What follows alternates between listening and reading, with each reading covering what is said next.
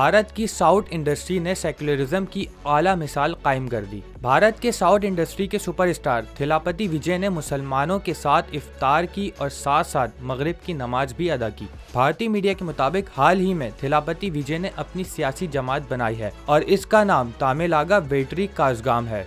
अदाकार ने चेन्नई में पार्टी की जानिब से इफ्तार का एहतमाम किया, जिसमें हजारों अफराद ने शिरकत की। दावत इफ्तार में थिलापति विजय खुद भी मौजूद रहे और इस दौरान उन्होंने रिवायती लिबास और सर पर टोपी पहन रखी थी। आखिरी फिल्म में 275 करोड़ लेने वाले भारतीय सुपरस्टार ने फिल्म इंडस्ट्री को मुकम्मल खैरबाद कह दिया। तकरीब में कुरान पाक की तिलावत भी की गई और दुआएं भी मांगी गईं। थिलापति विजय ने मुसलमानों के साथ इफ्तार भी किया। ईसाई मजहब से ताल्लुक रखने वाले अदाकार बाद जमात अदा की गई नमाज मगरिब में भी शामिल हुए, जिसकी वीडियो वायरल हो गई।